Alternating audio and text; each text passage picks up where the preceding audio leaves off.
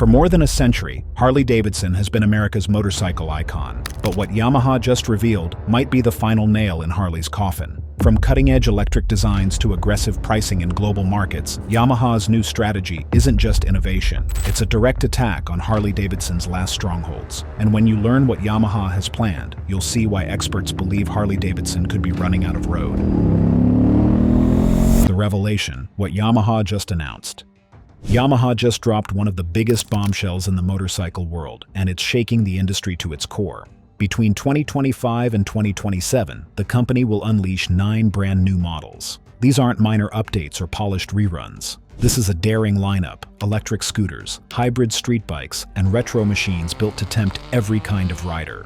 At the heart of the reveal sits the MT-09 Hybrid. Still a prototype, but already rewriting the rules. It runs on petrol and electric power, switching between the two as you ride. Yamaha calls it the SPHEV system. In practice, it's speed and efficiency fused into one machine. But Yamaha isn't stopping there. Alongside the hybrid comes a wave of smaller, lighter bikes made for young riders in crowded cities. Leading that charge is the XSR 155, a retro-styled machine with a classic round headlight and a timeless look.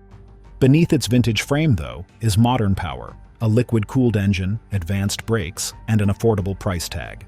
For scooter fans, Yamaha has another ace ready. The NMAX 155, rolling out in 2025, looks more European than Japanese. It's sleek, roomy, and smart, with a big fairing, LED lights, and even Bluetooth on the dash. It blends comfort with practicality, a clear sign that Yamaha wants every market covered. Then come the thrill machines. The MT-07 and YZF-R7, already loved abroad, will finally hit wider release in 2025. Both carry Yamaha's proven CP2 engine, a balance of strong performance without punishing the rider. And for those who crave raw power, Yamaha saved a weapon, the YZF-R9. Launching in 2026, it borrows DNA from the MT-09, but cranks the stakes higher, with nearly 120 horsepower, race-tuned suspension, and cutting-edge electronics. It's Yamaha drawing a line directly across Ducati and Kawasaki's turf. Adventure riders haven't been forgotten either. By mid-2026, the Tenere 700 finally arrives. Built for dirt, deserts, and the open unknown, it packs tall suspension, rugged tires, and Dakar-inspired style. Riders have been waiting years for this, and now it's almost here. And then came the shocker. Yamaha confirmed the return of the RX 100 by 2027, a legend from the past, famous for its raw simplicity, resurrected with modern upgrades. The announcement set nostalgia on fire, proof that Yamaha is reaching forward and backward at once. But beneath the roar of engines was a whisper of something far bigger. Yamaha hinted at solid-state batteries, a breakthrough that could leave lithium in the dust. Longer range, faster charging, greater durability. If Yamaha gets there first, Harley-Davidson and others may be left scrambling. This was not a routine product reveal. It was Yamaha declaring war, planting its flag across the future of motorcycling.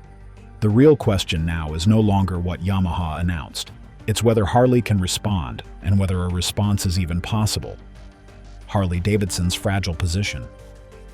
For more than a century, Harley-Davidson has been the face of American motorcycling. But today, the shine is wearing thin. The numbers tell the story. Harley now sells less than half the bikes it did at its 2006 peak. Its grip on the US large motorcycle market has slipped to levels not seen since the 1980s. And while the stock once climbed to $75, it's been stuck hovering around $35 for the past year. So, what went wrong? It begins with who is buying Harleys, or more importantly, who isn't. In the 1990s, the average Harley rider was 25 to 35 years old, drawn to the rebel image of chrome, leather, and roaring engines. Fast forward to today, and that average age has pushed into the 50s, with some analysts suggesting it's closer to 60. The crowd that once fueled Harley's rise is graying fast, and the younger generations aren't filling the gap. Think about it. The riders who grew up on Easy Rider and watched Arnold blaze across the screen in Terminator 2 are now retiring. Many are downsizing their homes, tightening their budgets, and in some cases hanging up their helmets for good. Yet Harley has built its entire business around them. Heavy, premium touring bikes priced like small cars. Under CEO Jochen Seitz, the company doubled down on this approach. Entry-level bikes were cut back. Prices went up. The focus shifted to high-end touring models that sometimes cost more than a Cadillac. On paper, it boosted profits. In reality, it left a gaping hole where new riders should have entered. And this is where the generational gap cuts deepest. For baby boomers, motorcycles were rebellion, identity, and freedom. For millennials and Gen Z, they are something else entirely. To them, a bike is practical, a cheap way to move through traffic, easy to park, with just enough thrill for the weekend. They're not chasing $30,000 machines that roar down highways. They want something smaller, lighter, and affordable. This is where Yamaha strikes. Nearly 85% of its buyers are between 18 and 29. That is no accident. Yamaha has built its brand as the choice of the young and restless. Its bikes are marketed as more than machines. They are lifestyle statements, energetic, fast, and within reach. Sporty models, city commuters, electric scooters, Yamaha has something tailored for every corner of youth culture. The contrast could not be sharper. Harley is clinging to an aging audience that is slowly leaving the road. Yamaha is capturing the generation that will own the future. Yamaha's global advantage. Harley-Davidson may be America's motorcycle icon, but on the world stage, it's Yamaha that rules the roads. Yamaha is already the second largest motorcycle manufacturer on Earth. Only Honda sells more. That scale alone gives Yamaha an edge Harley cannot touch. Across Asia, Europe, and Latin America, Yamaha is everywhere. In packed cities, their scooters swarm the streets. On highways, Yamaha sport bikes are trusted for speed and reliability. In rural towns, small Yamaha models carry workers and families every single day. In those same regions, Harley's presence is almost invisible. Yamaha's secret weapon is its focus on small displacement motorcycles, engines under 500 cubic centimeters, that are light, affordable, and easy to maintain. In markets like India and Indonesia, these bikes aren't luxuries, they're lifelines. For millions of people, a Yamaha is daily transportation. Take 2024, for example. In India, one of Yamaha's biggest markets, the MT-15 sold over 15,000 units in January alone. Other models, the MT-15 V2, the FZ, the R15 V4, all topped sales charts. These bikes dominate because they fit the market perfectly, cheap to buy, simple to run, built to last. Harley has no answer here. The company has built its image around heavyweight cruisers designed for long American highways. Abroad, those machines are too heavy, too costly, and too impractical. While Yamaha wins over young riders with affordable, versatile models, Harley has ignored the category almost entirely. And this isn't just about sales volume, it's about loyalty. A rider in Indonesia who starts on a Yamaha scooter at 20 can graduate to a Yamaha sport bike or a touring model later in life. Yamaha has built a staircase of options that keeps riders in the brand for decades. Harley doesn't have that pipeline in international markets. This global strategy could be decisive in the electric era. Yamaha already knows how to scale production, distribute affordable models, and build vast dealer networks. If they bring that same playbook to electric motorcycles, they could capture markets before Harley even takes its first step. Harley's problem is reaching. Outside the United States, its bikes are luxury imports, priced out of reach for most riders. Dealerships are rare, and choices are limited. In much of the world, Harley-Davidson isn't a realistic option. Yamaha, by contrast, is everywhere, accessible, affordable, and trusted. The numbers prove it. In 2024, Yamaha sold over 4.2 million motorcycles worldwide. Harley barely crossed 150,000 internationally. That gap isn't just wide, it's a canyon. Even Harley's attempts to expand often stumble. Cultural differences, pricing missteps, and a lack of variety hold it back. Yamaha doesn't face those barriers. It has been global for decades, adapting to every market it enters. This worldwide reach also gives Yamaha a powerful advantage in technology. A new electric scooter can launch in Indonesia, be tested by millions of riders, then be refined for Europe and the US. Harley doesn't have that to experiment at scale. Everywhere Harley is weak, Yamaha is strong. Harley's strength is nostalgia at home. Yamaha's strength is innovation abroad, and that innovation is now aimed directly at Harley's biggest blind spot. The golden thread. Electric innovation. If there's one factor that will decide the future of motorcycling, it's electricity. Gas-powered engines may define the past, but the golden thread weaving through the industry now is electric innovation. And in this race, Yamaha is pulling far ahead of Harley-Davidson. The real breakthrough isn't just putting countless electricity-powered bikes on the market. It's in solving the problem of charging.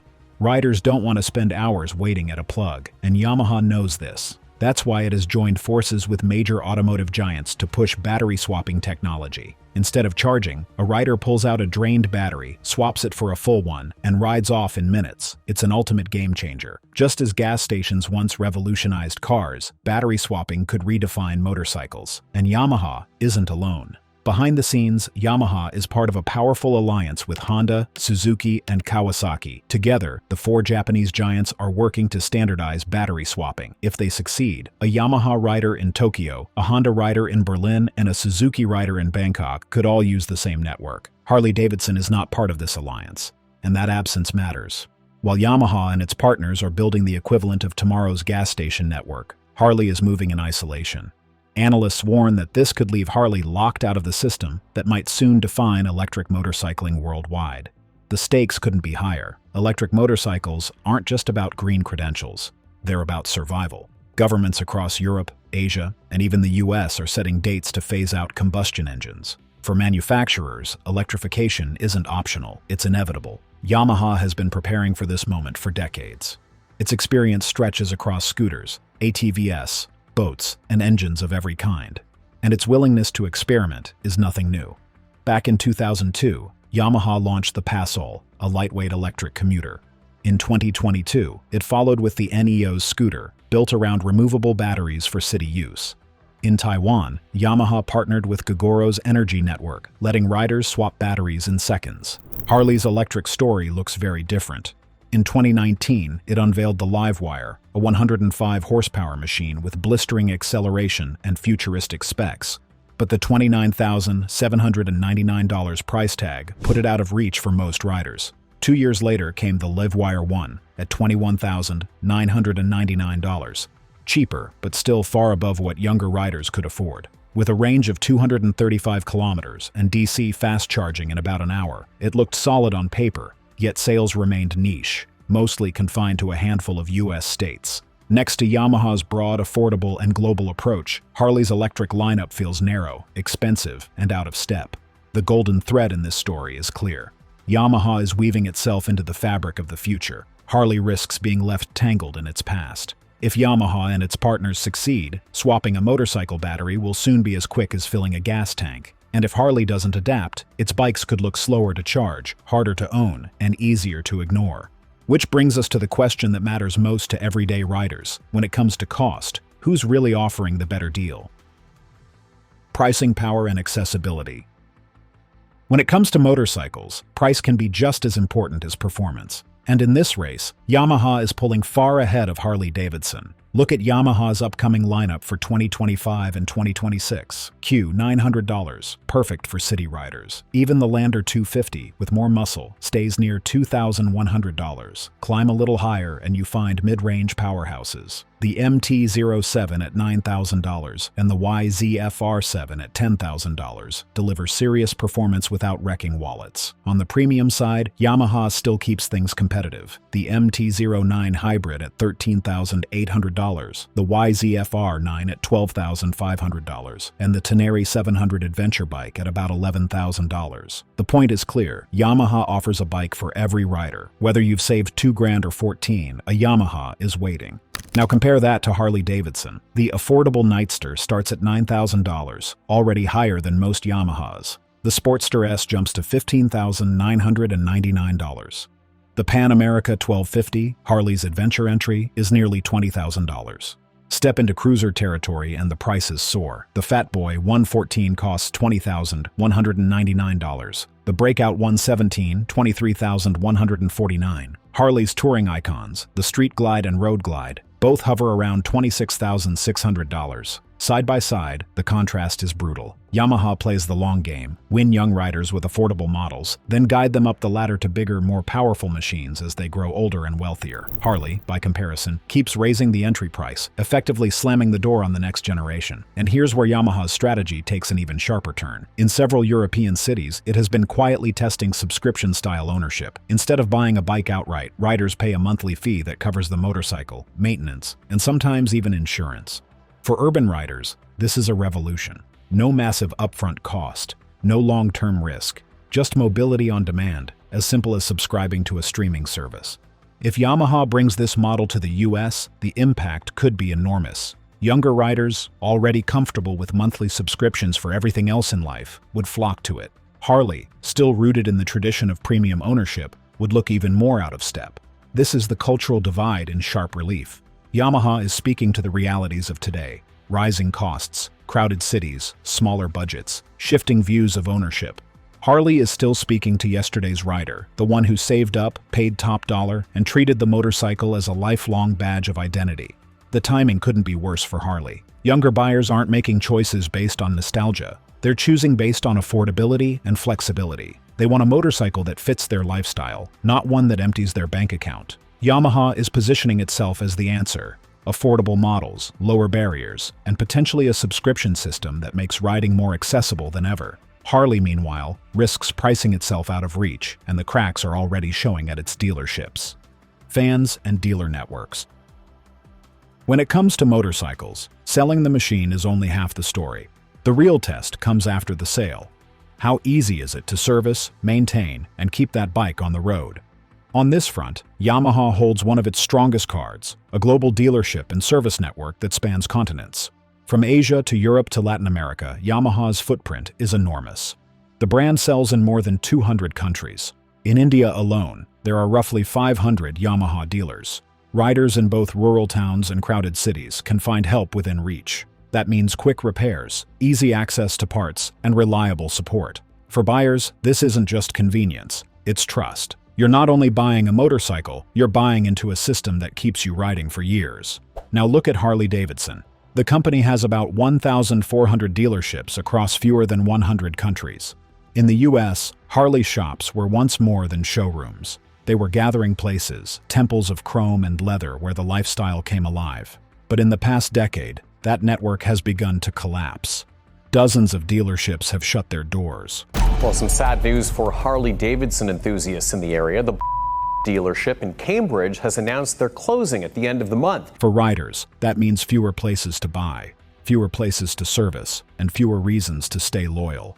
This is more than an inconvenience. It's a warning sign. If riders can't count on finding support nearby, the brand itself loses value. For new buyers especially, the thought of being stranded without service is enough to push them toward a rival. Critics say Harley's premium pricing has made things worse. Dealers struggle to sell $20,000 plus bikes in a shifting market, and many are watching sales fall year after year. Some openly admit the strategy is bleeding away long-term loyalty. Riders who might have been Harley lifers are walking out the door, frustrated by high costs and limited access. Yamaha is moving in the opposite direction. Its focus on affordability keeps sales volume strong. That volume sustains healthy dealerships. Those dealerships, in turn, create trust and community, which fuels even more sales. It's a cycle Harley has failed to keep alive. And this isn't just about mechanics and spare parts, it's about culture. Yamaha dealers today don't just fix bikes, they welcome riders into a global community. Through events, sponsorships, and local outreach, Yamaha makes new riders feel part of something bigger. Harley's community is still loyal, but it's aging. The dealerships that remain are often serving riders who bought their first Harley decades ago. The pipeline of younger customers isn't strong enough to replace them. And as more dealerships close, the problem only deepens. The stakes go beyond sales. Dealers are often the first point of contact for beginners, the people who shape a rider's very first impression of a brand. With fewer dealers, Harley has fewer chances to win over the next generation. Yamaha, with its massive network, is becoming that first introduction, especially outside the US. Experts call this one of Yamaha's most underrated strengths. Harley can design a new model or run another nostalgia-driven campaign. But if a rider can't find a dealer, the battle is lost before it begins. Yamaha can promise support almost anywhere in the world. Harley cannot. And in a global market where riders have endless choices, that difference may be one of the most decisive factors of all. The shocking truth. Motorcycles have never been just about engines and wheels. They are symbols of freedom, rebellion, identity, and belonging. For decades, no brand captured that spirit better than Harley-Davidson. More than a machine, a Harley was a declaration.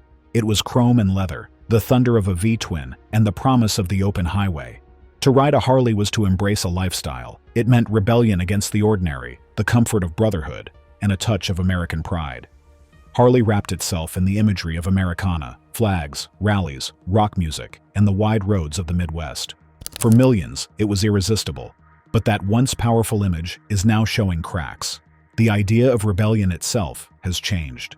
Today, freedom does not always mean crossing states on a heavyweight cruiser. For younger riders, freedom can mean weaving through traffic on a sleek electric bike or connecting with a global riding community online. The world Harley once ruled has shifted, and in that space, Yamaha has quietly stepped in. Yamaha's brand speaks not of the past, but of the future. Its image is built on speed, sportiness, and technology. Where Harley ties itself to one culture and one country, Yamaha speaks to riders everywhere. It doesn't promise nostalgia, it promises possibilities. This difference is not only in marketing, but in action. Yamaha invests in esports, extreme sports, and tech expos, the very spaces where younger audiences live. Harley still focuses on motorcycle rallies and retro-themed events, but Yamaha shows up in digital arenas, gaming tournaments, and lifestyle expos that link motorcycles to youth culture and innovation. One brand is looking back, the other is looking forward. The contrast is striking. Harley's heavyweight cruisers project tradition and status. Yamaha's lineup, from sport bikes to electrics, projects sleek design and accessibility. Each motorcycle reflects the identity its brand is cultivating. Harley sells nostalgia. Yamaha sells the future. Observers note that this cultural shift may matter more than sales figures. Harley once dominated music festivals, biker rallies, and lifestyle branding tied to classic rock and counterculture. Today, Yamaha is quietly taking those cultural spaces. Events that once displayed Harley banners now carry Yamaha sponsorships. Where Harley was once the face of rebellion, Yamaha is becoming the face of technology, adrenaline, and global identity. This shift has consequences. Nostalgia is powerful, but it loses strength when not paired with progress. If Harley remains locked in the past, it risks fading into cultural irrelevance. Yamaha, by contrast, is aligning motorcycles with the values and spaces younger people already embrace: technology, affordability, and global community. That alignment gives Yamaha an opening Harley cannot easily close. And this is only the surface. Beneath culture lies a strategy that is even more dangerous for Harley. At first, Yamaha's announcements looked like ordinary competition, another lineup of bikes, another year of product updates. But when you connect the dots, the picture becomes clear, and it is shocking. Yamaha's moves were not random. They were calculated strikes aimed directly at Harley-Davidson's weak points. The first weakness is Harley's aging customer base. The average Harley rider is now over 50. Few young riders are joining the fold. Yamaha knows this and has positioned its lightweight and affordable models to capture riders under 40, the very group Harley has failed to reach. These younger buyers are not interested in saving for years to afford a $20,000 cruiser. They want motorcycles that are practical, modern, and within reach. Yamaha offers exactly that. The second weakness is Harley's limited global presence. Harley thrives mainly in the US. Its footprint in Asia, Europe, and Latin America is small. Yamaha, on the other hand, dominates in those regions. From crowded Asian cities to rural Latin American roads, Yamaha is everywhere. Its small displacement bikes, under 500 cubic centimeters, light, affordable, and easy to maintain, are essential in daily life. Harley has almost no answer in this category. The third weakness is technology. Harley has struggled to deliver convincing electric models. Its live-wire electric bike was priced too high, targeted too narrowly, and failed to make a major impact. Yamaha, meanwhile, is pushing forward with solid-state battery research and electric partnerships. These batteries promise longer ranges, faster charging, and greater efficiency. If Yamaha brings them to market at scale, Harley will be left behind. Put together, Yamaha's announcement looks less like a product launch and more like a chess move. Each piece, affordable pricing, younger riders, global dominance, and advanced batteries, fits into a pattern that targets Harley's vulnerabilities one by one. The shocking truth is this: Yamaha is not just competing with Harley-Davidson, it is preparing for a future that Harley may not survive. Analysts warn that Harley's foundations are already eroding: an aging fan base, shrinking dealer networks, high-priced bikes that few young riders can afford, cultural branding that speaks more to the past than the present.